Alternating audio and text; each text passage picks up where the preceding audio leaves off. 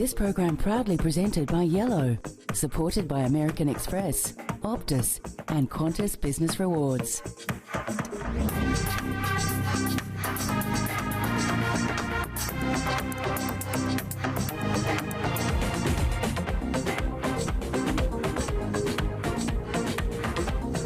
Hello and welcome to Marketing Matters. I'm Peter Applebaum.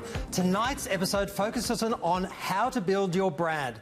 Does building a brand really matter for small businesses? Well, if you want to win more business, attract the best employees and stand out in an ocean of competitors, the answer is definitely yes. So, how do you build your professional and personal brand? Our panel of marketing experts are here to answer that question.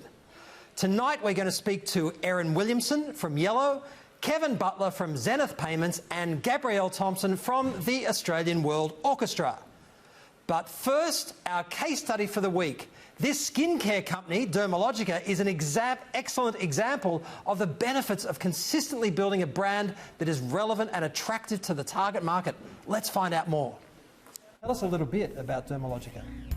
Yeah, so Dermalogica is a skincare company. It's what we call a professional brand, so it's sold through a professional channel, being beauty salons, somebody that is qualified as a skincare therapist. And it's a subsidiary here in Australia of the American parent. So it's manufactured, and we import and distribute it here through various channels. Okay, very strong brand, and that's the advantage you have. There are a lot of people watching this show who may not have such a strong brand. What would you say to them about the need to build a brand versus look after cash flow? Yeah, I guess it would differ from company to company. In our case, because we are a subsidiary of a parent company, we had a little bit more luxury in that we were well funded to start with. So it wasn't as critical to be able to make some money in those first, say, year or so. But certainly, the most critical thing for us was building that brand awareness. And for many years, people said, "What's this Dermalogica?" So it took a Rogue T. The Rogue T came into it. So the first thing we did really was appoint a PR company. That was very critical to us. There are obviously a lot of other brands around, and we had to establish why our brand was unique, what it was that was different about us, get that credibility behind us. So that was our first step, and that proved to be really, really successful to get the press on board. So PR was a very successful strategy for you in the early days. Are you still a big believer in PR? Absolutely. Obviously things have changed and evolved. We're now in the digital age, whereas back 23 years ago, it really was the media, the magazines, the newspapers, the beauty editors, and we really had to get them on board. And I think we had a little bit of luck on our side. We arrived in this country with a market that probably wasn't very well, in a market that wasn't crowded with too many brands. So to make our mark as a new contemporary American brand, that was really what we wanted to do. There were a lot of European brands around at that time, so it was critical that we establish our uniqueness. And I think that's the critical thing, is to try and establish what it is about your brand that is different to so many other brands. Everyone's making very similar claims, everyone's got similar name products, they're available in similar channels. So what is it about your brand that is completely different? And that's really what we had to create. So our background is very much about education. We always say we're an education company that happens to sell a skincare brand. And that's an unusual positioning. Yeah, it was. The founder of our business, she believed very much in really upping the levels, I guess, of education of the skincare therapist.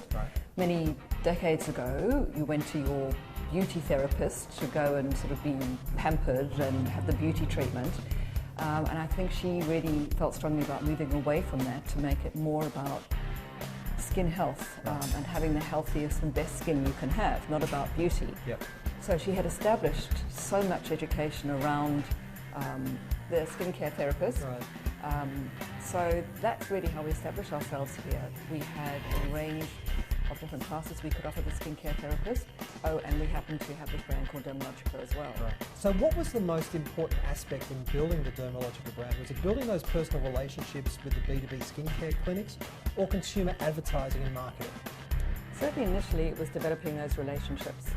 The industry we're in is a very personal industry, it's about establishing that rapport with your clients. Our stockists have their own clients that they look after. So getting those relationships right and being true to that was way more important initially than investing in that consumer advertising. But that came later, I see. Yeah, absolutely, that came later. We wanted to establish the brand, and we mentioned through PR. And then it really became word of mouth. So we used our skincare therapists in our salons to really be our ambassadors or our advocates for the brand after that. What have been the most effective brand initiatives that have worked to build the Dermalogica brand? I think the important thing is that we innovate all the time. So we had a great stable of products to launch with, but constantly we are innovating those products. So every year we would launch 3 new products depending on what the ingredients that we now are able to source. And we introduced something called face mapping, which is where the face is sort of divided into sections, and we analyse each one of those sections to be able to read what is going on underneath the skin. So that in turn built our credibility as a skincare brand that delivers the education, that delivers the results. It's not just about what's happening on the surface of the skin, but how are the hormones or your diet influencing what's happening on the outside of your skin. And was that unique to Dermalogica? Absolutely. So we've trademarked that concept, and it's something that is absolutely crucial to all the treatments that we teach our stockists about. So what can we learn from Dermalogica's success? Make your brand unique, focus on building strong relationships with your trade and partners, and educate them so that they become your best and most loyal brand ambassadors, and finally, use free publicity to get the word out. If you have any questions or suggestions, let us know on Facebook at Marketing Matters TV or contact us via the website at marketingmatterstv.com.